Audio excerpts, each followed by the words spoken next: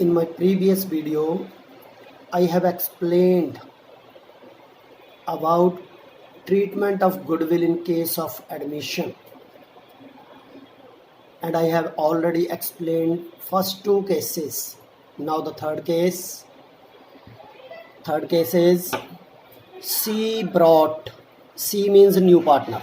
C brought stock rupee 4,000, debtor rupee 6,000, land rupee 10,000, plant and machinery rupee 6,000. On that date, goodwill of the firm was rupee 50,000. ये जो 50,000 given है, ये पूरी firm की goodwill है. हमने सी की गुडविल कैलकुलेट करनी है और क्वेश्चन के अकॉर्डिंगली सी पार्टनर एडमिट हुआ फॉर 1/5 शेयर 311, यानी कि ये पहले भी मेंशन है 1/5, इसकी भी कैलकुलेशन लिखोगे 1/5. तो पहले स्टूडेंट 50,000 का 1/5 कैलकुलेट करेगा. 50,000 का 1/5 कैलकुलेट करोगे 10,000, मतलब उसका शेयर, सी का शेयर 10,000 है.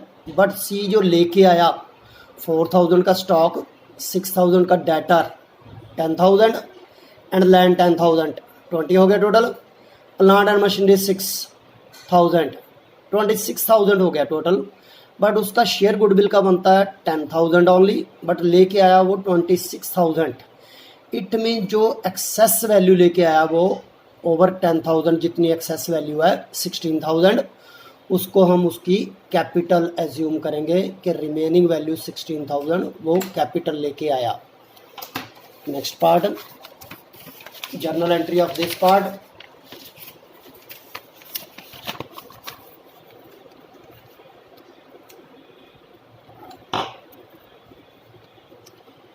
ये जो एसेट्स लेके आए ना, हम इसके लिए इकट्ठा वर्ड यूज कर सकते हैं. एसेट्स अकाउंट डेबिट, एसेट्स और sundry assets account debit 26,000, to C's capital 16,000, to premium for goodwill और ओनली प्रीमियम 10,000. ये मैंने पहले एक्सप्लेन किया आपको कि 10,000 उसका शेयर है गुडविल का, और जो रिमेनिंग एक्सेस अमाउंट बची 16,000 वो उसका कैपिटल हो गया. अब हम ओनली जो प्रीमियम फॉर गुडविल या ओनली प्रीमियम है जो 10,000 वो ट्रांसफ़र करना है अदर पार्टनर में. तो next entry, premium account debit 10,000 to A's capital, to B's capital in their sacrifice ratio. Sacrifice ratio हमने कैलकुलेट की थी 1:7, यानी कि 10,000 का हमने एक बार 1/8 करना है तो 1250 आएगा. 10,000 का 7/8 करोगे, 7/8 करोगे तो 8,750 आएगा. Now the next case, fourth case.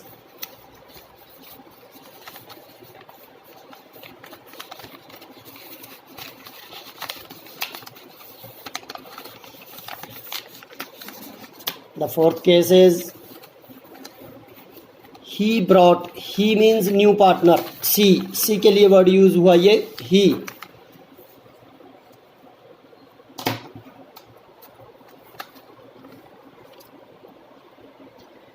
He brought 10,000 on account of goodwill and the old partners withdraw the same. Partner लेके आया 10,000 on account of goodwill and the old partner withdrew the same. उन्होंने withdrew किया पैसा वो जो 10,000 लेके आया. First दो एंट्रीज सेम जो मैंने सेकंड केस एक्सप्लेन किया. First two entries same. Bank account debit to premium for goodwill amount 10,000 and then premium को ट्रांसफर करेंगे. Premium account debit 10,000 to A's capital, to B's capital in their sacrifice ratio.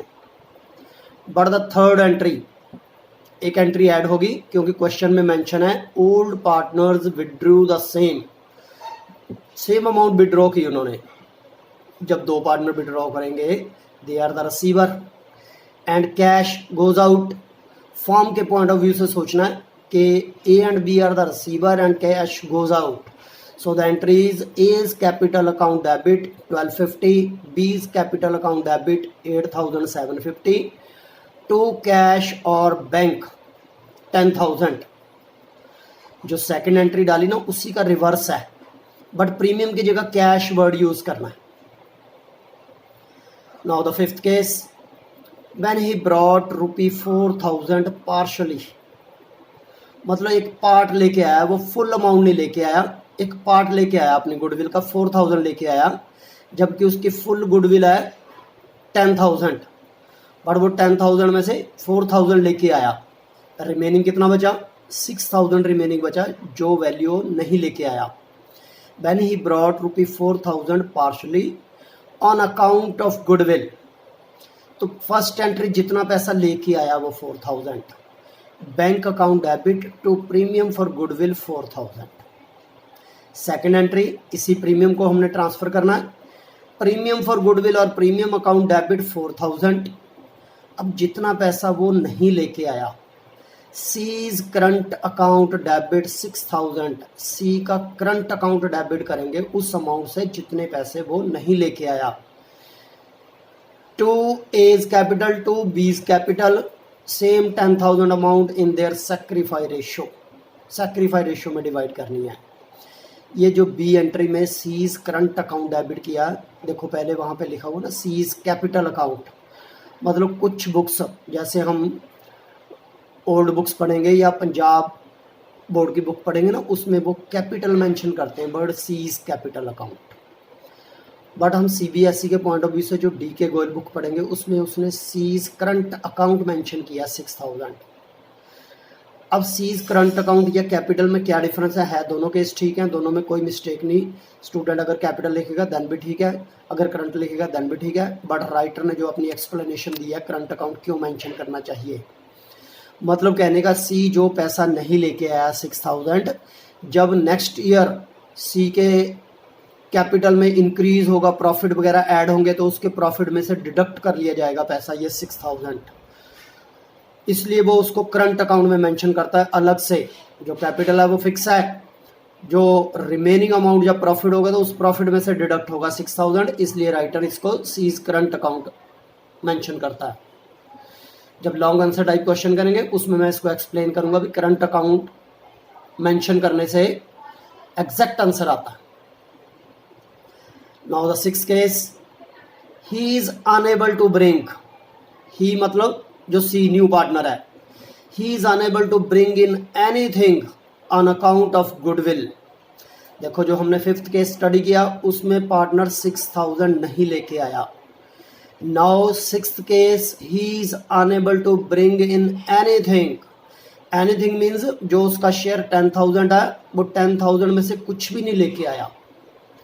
तो जैसे ऊपर वाले case में अगर वो 6,000 नहीं लेके आया तो हमने सीज करंट अकाउंट डेबिट किया, अब वो 10,000 ही नहीं लेके आया तो C's current account debit with 10,000 to A's capital to B's capital 1250 और 8,750, ये हमने सैक्रिफाई रेशियो में डिवाइड किया 10,000 को।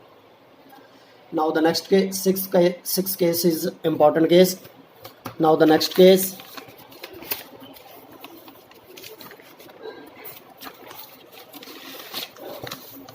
Seventh case,